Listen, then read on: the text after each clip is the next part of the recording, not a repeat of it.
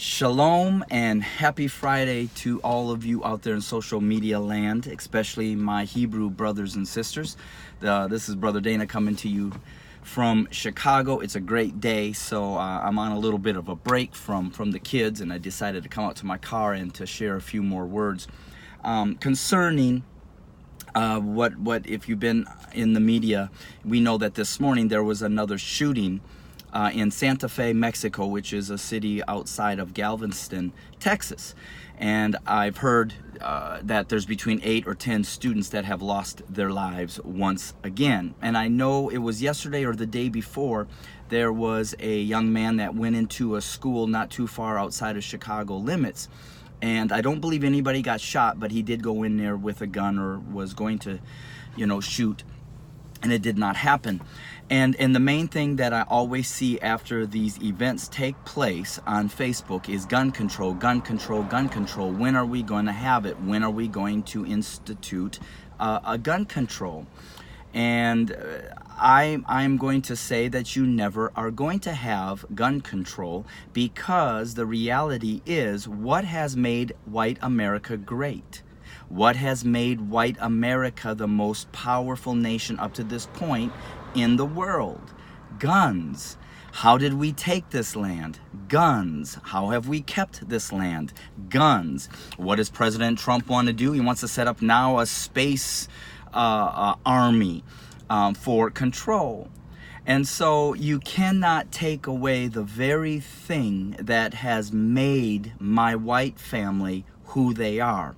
Yesterday I did a video about the lady that made that complaint about the brother that was having a barbecue, and as you saw, she could spit out the words of racism and what she wanted to say, but then once the tables were turned, what did she do? She broke down, cried, and then ran to an officer. And I said that white people's bark is far greater than their bite, because our bite comes from our weapons. And even our white evangelical Christians, the majority of them will say that the moment that you have control on guns is the moment we lose our authority, the moment that we lose our position.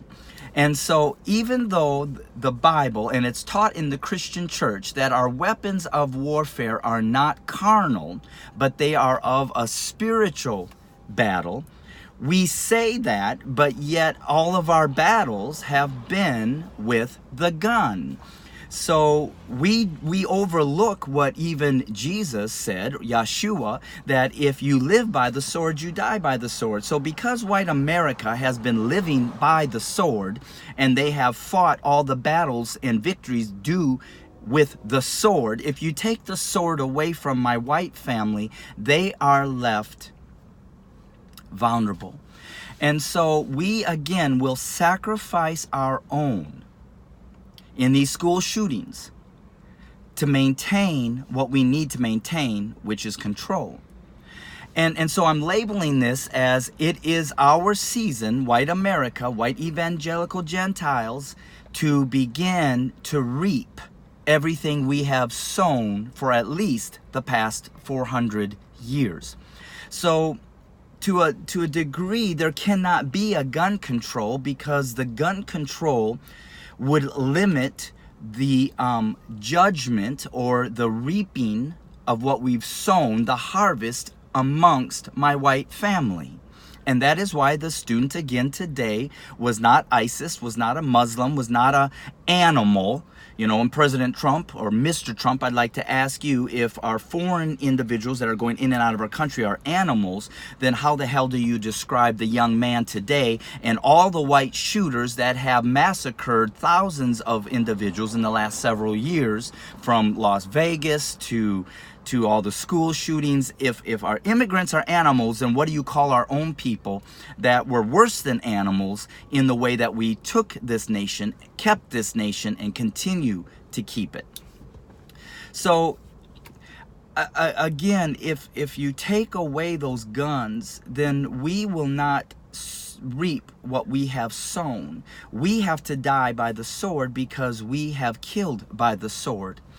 And And so I just don't believe that my people will ever give that up, because the fear of you overtaking us, and because we hate you, we have no choice but to continue the warfare that we have used in the past to keep ourselves victorious or on the top, which is guns, shooting and killing our enemy. That is why we do not say anything about Israel, because we are connected to Israel, because we're connected to the fake Jews, the white Jews, and it's all about power and authority.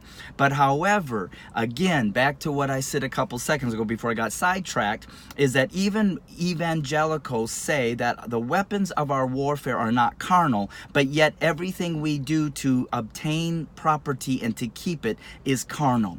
And white evangelical America always looks at all of you, other minorities and other religious groups, that when tragedy happens, that you are reaping what you sow. Let me explain that too.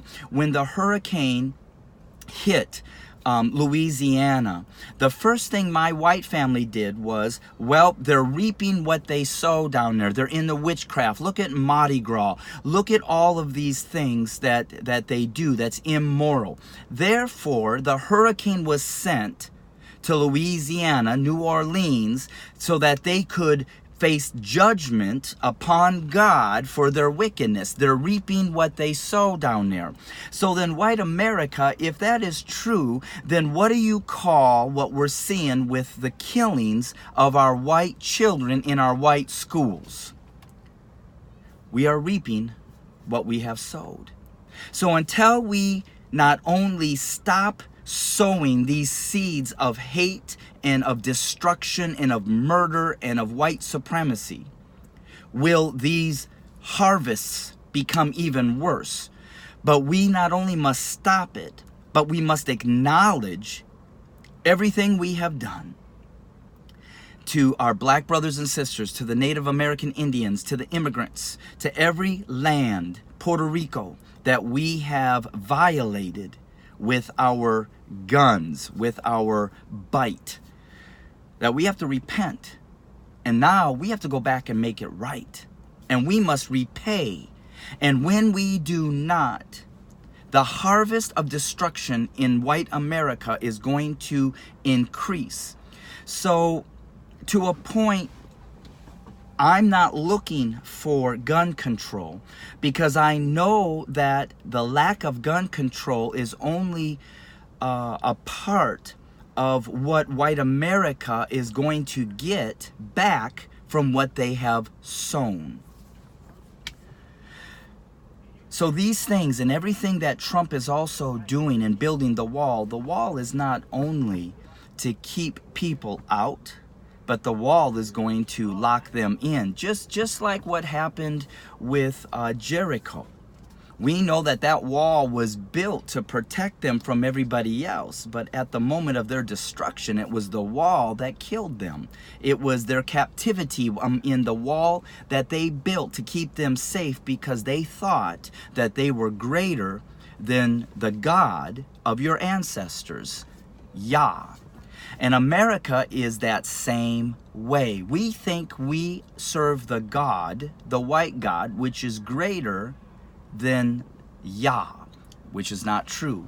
And in these next months and years to come, my white Gentile family is going to find out that we have not obtained what we have obtained because God has necessarily given us America, but we have obtained these things out of shooting, killing, and destroying. And it was only due to God's mercy for this season of the blessings upon the Gentiles that has allowed us not to reap the consequences of all of the destruction we have brought across the world, especially to the chosen people of the Most High, the true Israelite Hebrews, who are our black brothers and sisters that we enslaved that live here in the United States.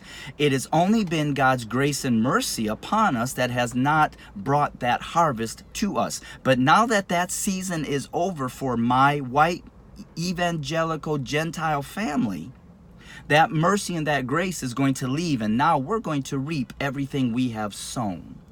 So I'm not alarmed, and no longer do I get frustrated when Congress or our government wants to do nothing to control the guns, because it is the gun that got us here. It is the gun that has kept us here. And when you remove the gun, our bark is gone and our bite will have no power.